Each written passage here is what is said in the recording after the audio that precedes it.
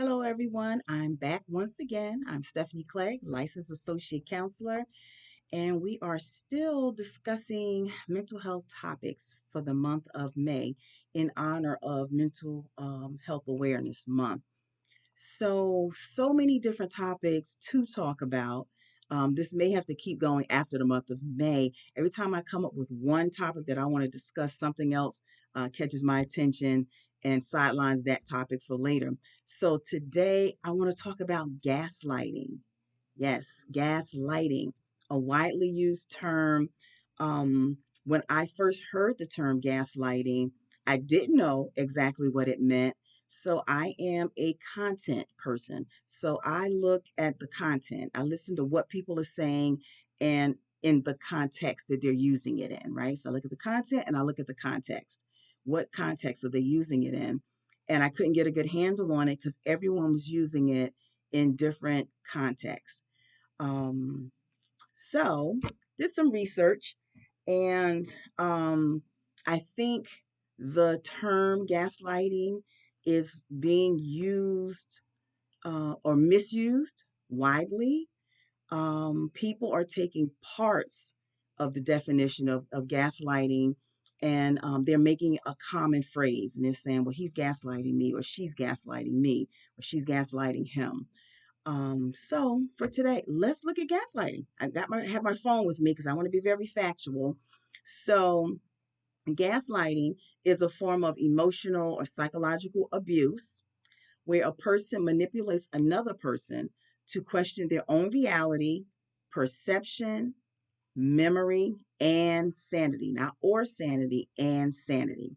It's a subtle yet destructive tactic used to gain control and power over a person. We all know that's the basic definition of abuse, whether it's physical, sexual, emotional abuse. It all has to do with gaining control over someone, right? And having power over another person.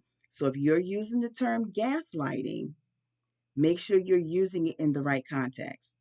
It's about abuse, right? Emotional or psychological abuse. It's not a term to be used lightly because someone makes a comment and tries to make you question something that you said or something that you've done. So let's look at just a couple of explanations to get a little further into this gaslighting.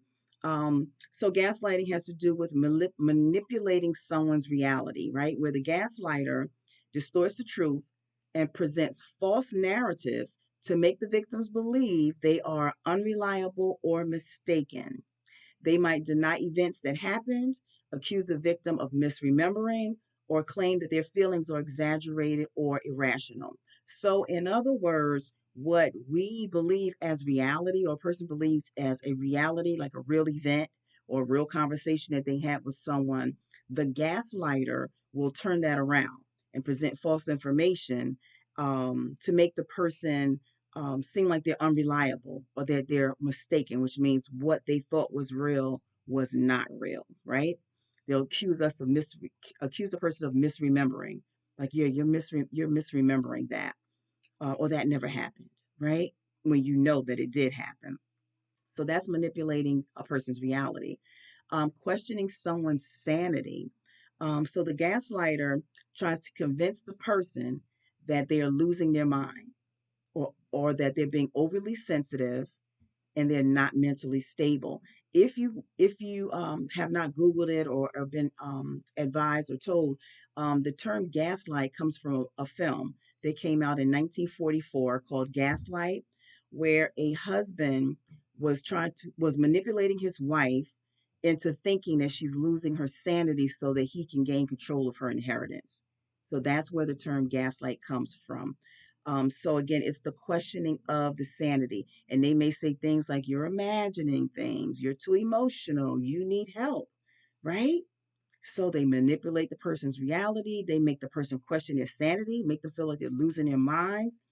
Um, and then finally, there's the eroding of self confidence. And we know that this is a large part of any type of abuse, where the person, the abuser or the gaslighter in this case, helps to erode the person's self confidence and their sense of self worth. that makes the victim dependent upon the gaslighter for validation and information. So again, that puts that person solely at the control of the gaslighter. So that's about it about gaslighting. But I just wanted to say, be careful how we overuse terms, right? I hear gaslighting all the time, based on a statement that someone said or a one-off event that occurred, or if you did have someone challenge and say, um, you said you saw something, the other person said they didn't, or you said they said something and then they said they did not, right? So that's different. Emotional abuse, psychological abuse, we don't want to minimize that abuse by overusing the term gaslighting. Remember, gaslighting is when a person is manipulating another person. So ask yourself, is this person manipulating me? Are they causing me to question my own reality, my own perception, my memory? Do I feel like I'm losing my mind? Right? Are they trying to get me to feel like I'm losing my mind? So, again, think about it before you use the term. We don't want to overuse and abuse gaslighting and minimize this abuse. All right. Thank you. Have a good day, and I'll see you in the next video.